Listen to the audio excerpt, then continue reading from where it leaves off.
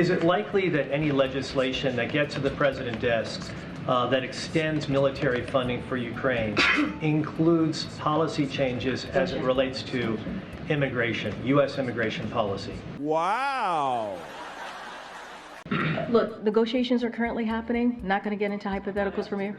I know, but is it likely? Which is a hypothetical. I'm going to let the negotiations happen. Not going to get into specifics from here. Going to let the negotiators do their work.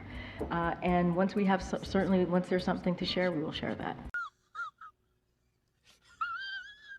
President Zelensky spent a full day here in Washington yesterday. He had an all-senators meeting. He met with the House Speaker. He met with the President. No minds appear to be changed as a result of all of the meetings that he had. So what did he accomplish by coming here to Washington? Well, negotiations are still happening. So we'll see. I think, look, President Zelensky has made multiple trips here before. This is someone who speaks passionately. He's the leader of a country that's at war against Russia, who invaded their country. I remember listening to him talk about what they're going through, the children, the people, the folks who have lost their lives, who have lost everything.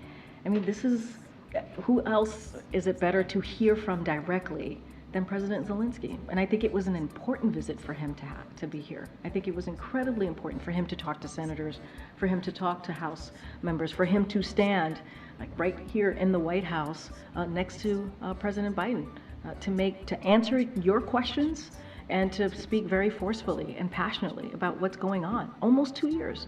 Almost 2 years. Just think about the lives that they've lost. But yet, they fought very bravely, very bravely. And so I think it was good that President Zelensky, the president was happy to host him here and have a conversation with him, and I think it was important for him to be here. Yeah, boy. Question on WIC, please.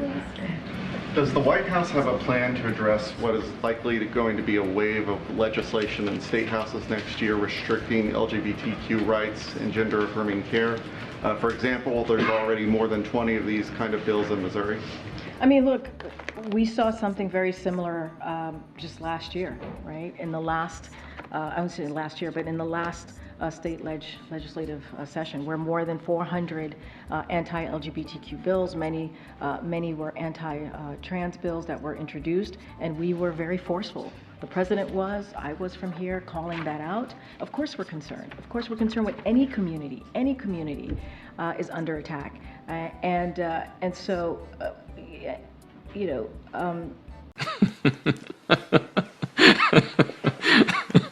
what the president's going to continue to do from here, he's going to make sure that we work to advance equality for the LGBTQ plus community and protect civil rights, which is something that he's done. He's signed executive orders to do that from the federal agencies to make sure we protect LGBTQ families, and you know, he's going to continue to ask Congress to pass the Equality Act. And Department of Justice certainly has worked towards challenging these state laws. And so that is something that he's certainly going to, his administration are going to continue to fight on behalf of this community. So are we concerned? Absolutely. And I said 400, there is actually more than 600 state legislation that was filed in the last session. So yeah, that's concerning. And that's sadly a historic number, and something that we don't want to see. Go ahead. What? Thank you. Thanks, Karine. You said that President Biden was familiar with what his son was going to say on Capitol Hill. If I called my dad and said, I am about to violate a congressional subpoena, he'd probably say, son, you shouldn't do that. Was there any attempt by President Biden to talk Hunter out of it today? Call your dad Steve? Call him Dad, usually. Look, I don't have anything else to add. The president was familiar with what Hunter was going to say today. You know, look, he's proud of his son. He and the First Lady are proud of his son, how he's rebuilding his life back. He's going to focus on what is needed on the American people. Hunter, and I've said this many times, is a private citizen.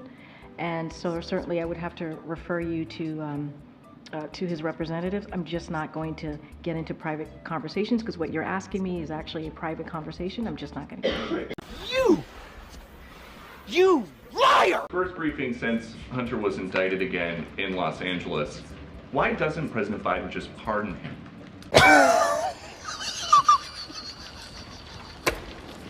President, I've been very clear. The president's not going to pardon And his one son. more about these this Ukraine money for border policy negotiations. In the last 24 hours, 10,000 illegal border crossings, southwest border. Would you admit that the border policy, the Biden border policy so far has not worked? Oh my! What I will say is that we have known for decades, that the immigration policy is, the immigration system is broken.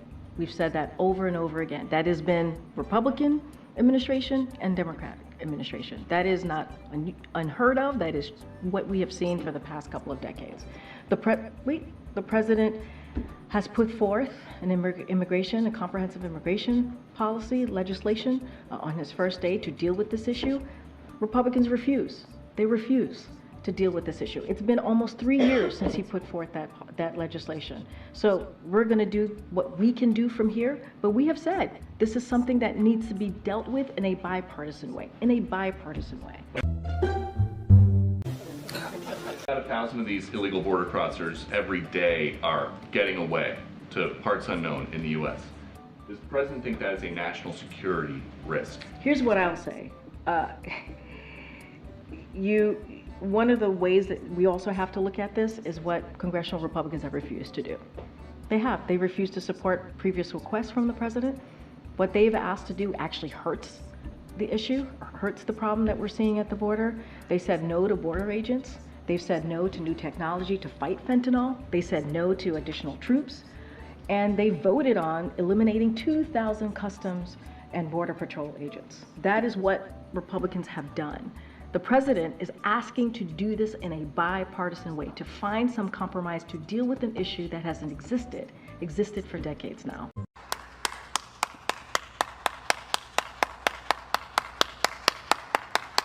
I'm going to take one more question. Go ahead, Jared. Has there been on that issue any discussion about separating out, at this point, Ukraine money from the rest of the security supplemental? I'm just not going to get into negotiations from here. I'm going to let the negotiators have the conversations. I'm just not going to do that from here. All right, thanks. We'll see you tomorrow, folks. God have mercy upon us.